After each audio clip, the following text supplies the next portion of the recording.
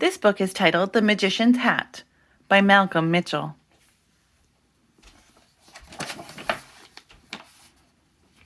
The Magician's Hat.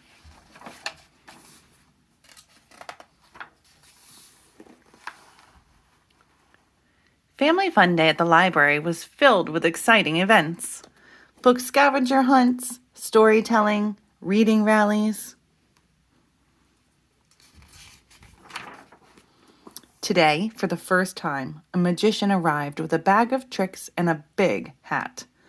Everyone gathered around to see the magician perform. He bent a spoon just by looking at it. He made playing cards float in front of his nose. The magician could even make a coin appear from a puppy's ear. When he waved a wand, a banana vanished. This was just the warm-up act. Now the magician was ready to dazzle the crowd with his favorite trick of all.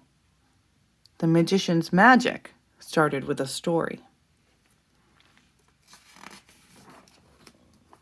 When I was a kid, my mom and dad brought me to this very library on Family Fun Day. During the book scavenger hunt, I wandered into the reading room.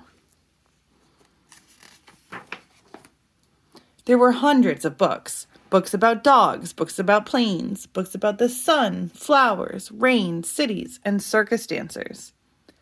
Out of the hundreds of books, one special book jumped out at me.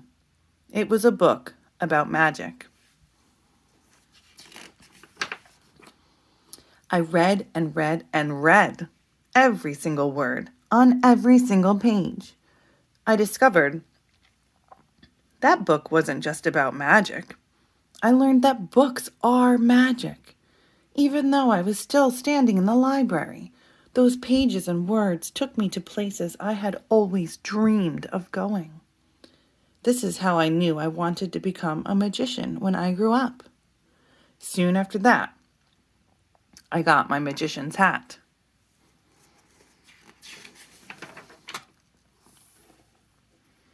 The Family Fun Day crowd had grown.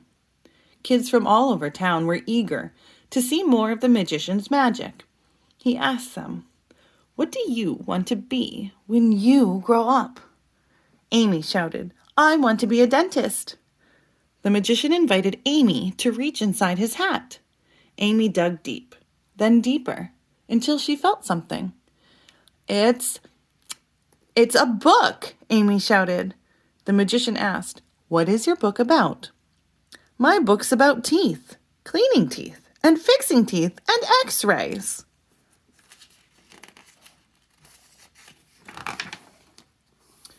Right away, like magic, Amy saw herself holding dental tools, a toothbrush, and a rinsing cup. But in the library, where everyone could see, Amy was hugging her book and smiling. Matt had been watching closely. After seeing Amy's magic, he wondered, what else is in that hat? He called out, "I want to be a famous football player." And so the magician offered Matt his hat. "Let's see what magic you can find inside." Matt reached in, way down. There was something that couldn't fit into just one hand. Matt plunged both hands into the hat and pulled. It's a book about football. It even has my name on it. And all at once, like magic, Matt was on the field, running, tackling, catching, punting, sometimes fumbling, sometimes falling, lots of times winning. Ryan called out from the back of the crowd, "Wait a second, this is not magic. Amy and Matt's parents must have told the magician what they want to be when they grow up." The magician asked Ryan, "What do you want to be when you grow up?" This was Ryan's chance to prove that the magician was a fake.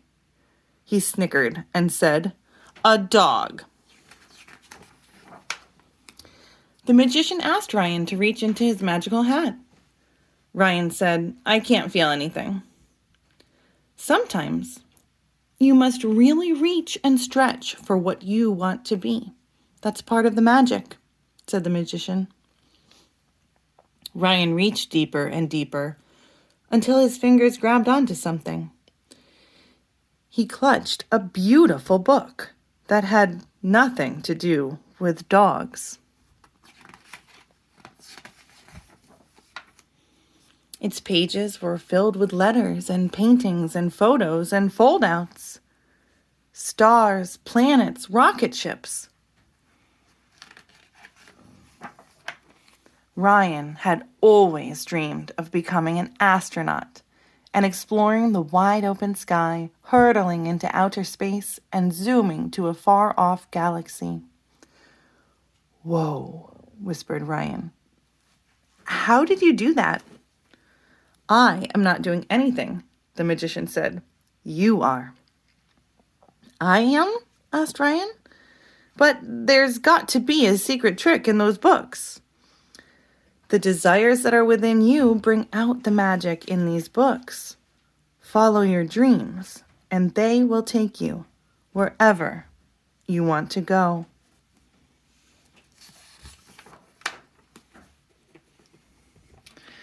The magician turned his hat so everyone could see it. "What are your dreams?" he asked.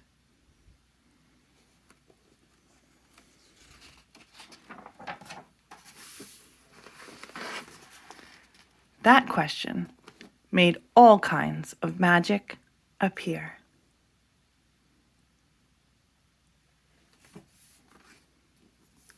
The end. And here is Malcolm Mitchell, changing the world through the power of reading.